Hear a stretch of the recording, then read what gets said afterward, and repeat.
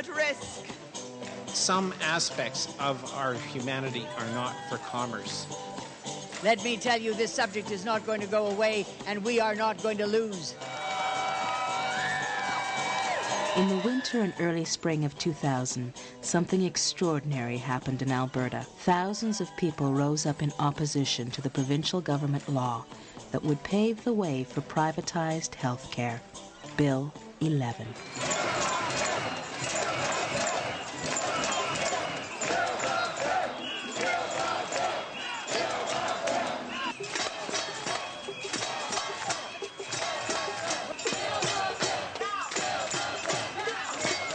Bill 11 was the government's third try at health privatization legislation. It backed down twice on Bill 37 because of public opposition. Premier Ralph Klein said he had a communications problem and embarked on a sales campaign that cost millions in public dollars. But a majority of Albertans did not buy the government's expensive public relations.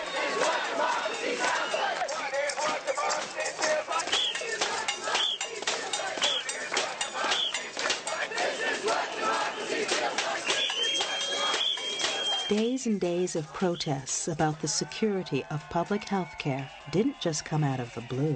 Albertans had every reason to be concerned about their public health system.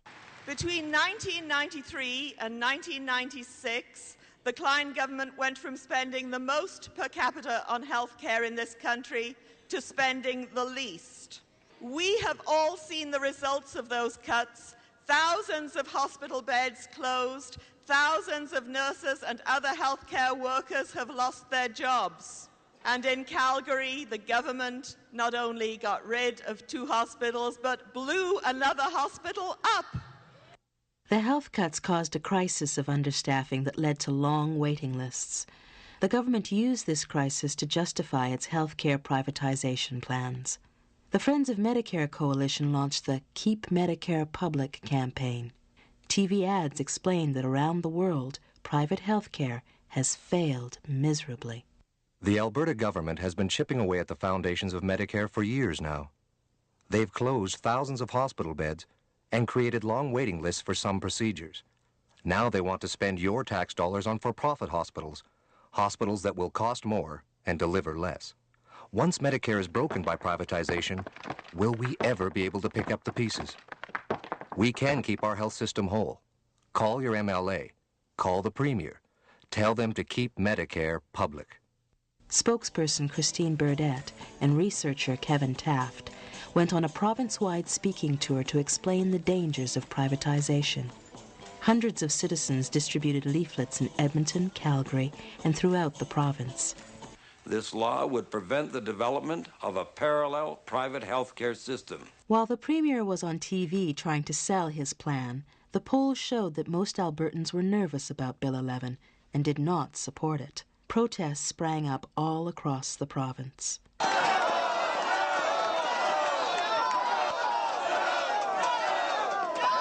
Medicare is a Canadian heritage. Hear me in this reply. No one wants to return to the days when families would hesitate about taking a sick child to the doctor for fear they couldn't afford the bill. Friends of Medicare called Albertans to huge rallies in Edmonton and Calgary to show their opposition to privatization. Over 10,000 loud and angry people came. Today, something important is happening right here in this room. I look around this room and I see thousands of concerned Albertans, thousands of people who are worried about the future of Medicare, thousands of people that think that our healthcare system should remain public. Today, we as Canadians are justifiably proud of the system that we've built. By eliminating the constant fear and insecurity of private health care, Medicare has made Canada a better place to live. As a cancer surgeon, I treat the most needy group of patients. I'm compelled to speak today because of my grave concern for their health if this bill is passed. I assure you that our public health care system is a veritable treasure. It is the most equitable, most compassionate, most economic, and has health outcomes that are truly awesome. This is all at risk with Bill 11. Some aspects of our humanity are not for commerce, not blood, not organs, not children, and not medicine.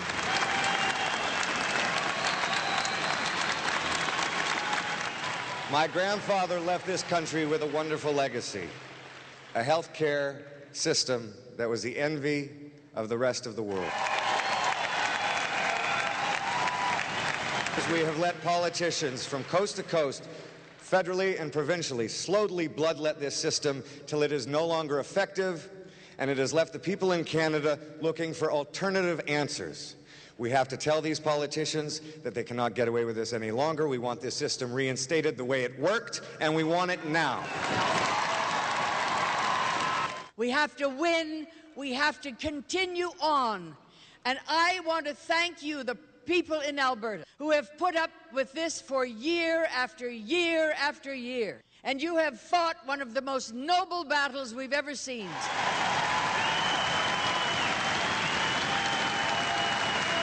People can afford to pay extra billing, will pay it. And they will get the best care. They will get the most experienced surgeons and physicians. They will get into the best hospitals. And the people who can't pay, they'll take what's left. If you want a two-tiered health program, then just continue the way we're going. And I remind you that in this movement we pledged ourselves 50 years ago that we would provide health care for every man, woman, and child, irrespective of their color, their race, or their financial status. And by God, we're going to do it. In May, the Alberta government used its majority to push through Bill 11. And while the politicians talked inside the legislature, outside, the people made their voices heard. The government has ignored the voice of its people, but the security of public Medicare is something Albertans hold very dear, and they want a government that does listen to what's important to them. When the next election comes, democracy can show its power. Albertans will remember Bill 11.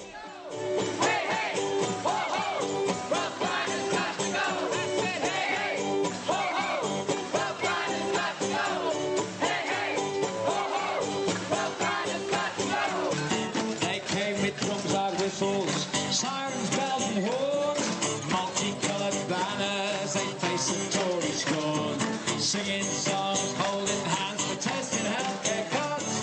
Every day Albertans, one voice that we nuts, ensuring that people